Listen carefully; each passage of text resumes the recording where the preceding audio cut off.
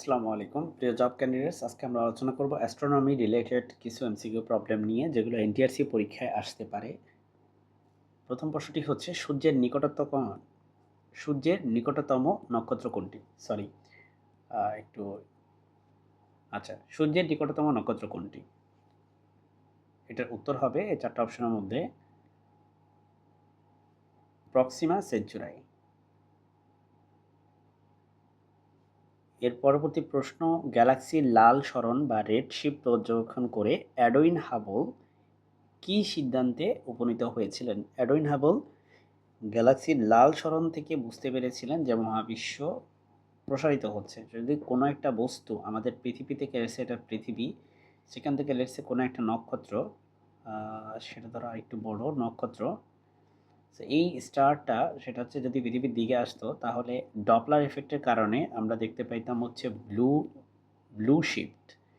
কিন্তু যেহেতু সে দূরে চলে যাচ্ছে, তাই ডপলার এফেক্টের কারণে ওয়েভলেন্থটা আরও বড় হয়ে যাচ্ছে। সো ওয়েভলেন্থ যেহেতু বড় হয়ে যাচ্ছে, সেজন্য সেটাকে আমরা দেখব রেড শিফটেড।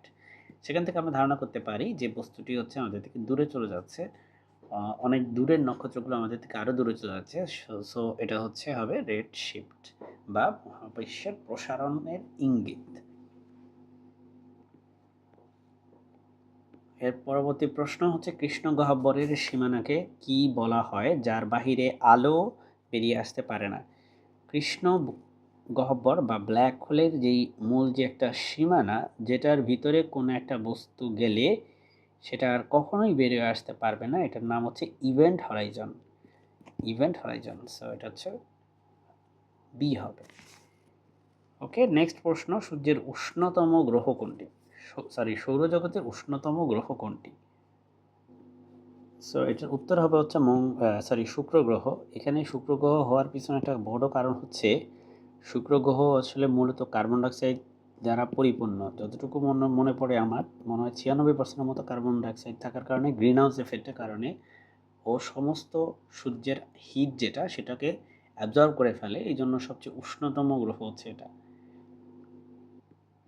চন্দ্রশেখর সীমা বা চন্দ্রশেখর লিমিট নিচের কোনটির সাথে সম্পর্কিত? উত্তরের মধ্যে গ্রহের গতি, সূর্যের তাপমাত্রা, বা গ্যালাক্সির যে ঘূর্ণন, এগুলো একটাও সত্য না। এটার উত্তর হচ্ছে গ, শ্বেত বামন বা হোয়াইট ড্রফ। হোয়াইট ড্রফের ক্ষেত্রে নক্ষত্রের সর্বোচ্চ ভর, সেই লিমিটটাই হচ্ছে চন্দ্রশেখর লিমিট। সেটার উত্তর হচ্ছে সি। এর পরের প্রশ্ন আমাদের, যে কোন গ্রহকে লাল গ্রহ বলা হয়? মঙ্গল গ্রহকে আমরা লাল গ্রহ বলে থাকি আর কি।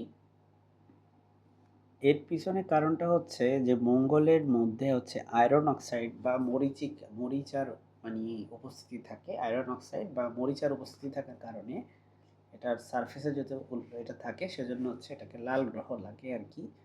এর পরের যে প্রশ্ন, সেটা হচ্ছে শনির বৃহত্তম উপগ্রহের নাম কি? শনির বৃহত্তম উপগ্রহের নাম হচ্ছে টাইটান। টাইটান, এটি হচ্ছে সৌরজগতের দ্বিতীয় বৃহত্তম উপগ্রহ। এর পরের প্রশ্ন, মহাজাগতিক পটভূমি বিকিরণ কিসের প্রমাণ দেয়? মহাজাগতিক পটভূমি বিকিরণ, বা এটাকে বলা হয় cosmic microwave background, cosmic microwave background radiation. সেটা হচ্ছে বিগ ব্যাংয়ের ইঙ্গিত দেয়। আমার যতটুকু মনে পড়ে, এই কসমিক মাইক্রোওয়েভ ব্যাকগ্রাউন্ড এটা হচ্ছে বিগ ব্যাংয়ের সময়কার অবশিষ্ট যে বিকিরণ বা রেডিয়েশন, সেটা। সো এই জন্য এটা বিগ ব্যাংয়েরই প্রমাণ দেয়, অস্তিত্বের প্রমাণ দেয়। এর পরের প্রশ্ন, পৃথিবীর টুইন গ্রহ বলা হয় কাকে? এটার উত্তর হবে হচ্ছে মঙ্গল গ্রহ।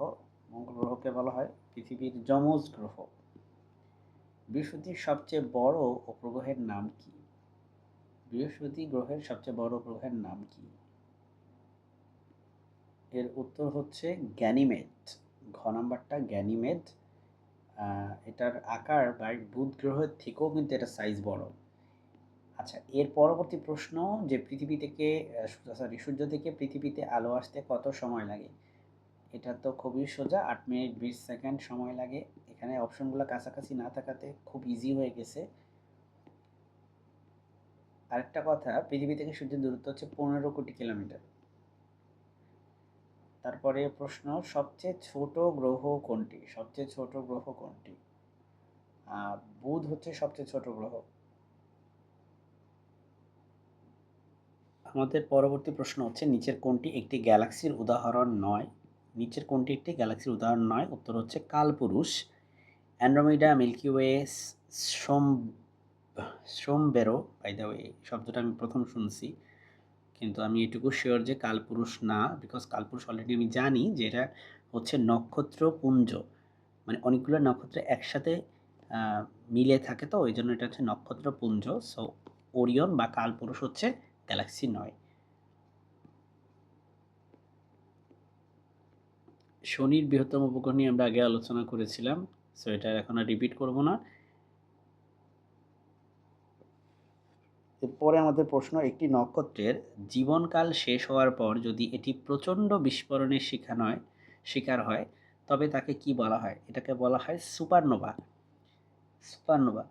একটা নক্ষত্র যখন মারা যায়, এরপরে সে তার নিজের গ্র্যাভিটির কারণেই নিজের গ্র্যাভিটির কারণে চুপসে যেতে থাকে। একটা সময় চুপসে যেতে যেতে যেতে যেতে সেটা বিশাল বিস্ফোরণে পরিণত হয়। আমি ওভার সিম্পলিফাইড করে বলতেছি, বাই দ্য ওয়ে। আপনাদের নিশ্চয়ই মনে আছে একটা নক্ষত্রে কীভাবে, মানে জীবনচক্রটা নিশ্চয়ই মনে আছে। সবার জন্য এটা ইম্পর্টেন্ট ছিল কসমোলজি কোর্সে, মানে অ্যাস্ট্রোনমি কোর্সে। সো তারপরে এই সুপারনোভা, এই বিস্ফোরণটাই হচ্ছে সুপারনোভা, যেটা আসলে হলে পুরো আকাশে আর কি প্রচণ্ড আলোকিত হয়ে যেতে পারে।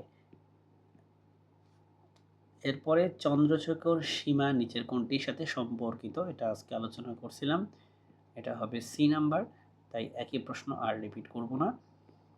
হ্যালির ধূমকেতু কত বছর পর পর পৃথিবীতে দেখা যায়? এটা হচ্ছে ৭৬ বছর পর পর পৃথিবীতে দেখা যায় হ্যালির ধূমকেতু। এর পরের প্রশ্ন, যে মহাজাগতিক পটভূমি বিকিরণ কিসের প্রমাণ দেয়? এটা আমরা বলেছিলাম, সো এটাও আর রিপিট করব না। এই যে আমি ইংলিশটা বলছিলাম, কসমিক মাইক্রোওয়েভ ব্যাকগ্রাউন্ড। সো আজকের ভিডিওটা আমরা এখানেই শেষ করতেছি। আমাদের চ্যানেলটি সাবস্ক্রাইব করে রাখবেন, আর আমাদের পেইড কোর্স কিন্তু শুরু হয়ে গেছে। পেইড ক্লাসে যদি আপনি জয়েন হতে চান তাহলে আমার নাম্বার 018510124333 এই নাম্বারে যোগাযোগ করতে পারেন। এই নাম্বারে হোয়াটসঅ্যাপ আছে। আসসালামু আলাইকুম।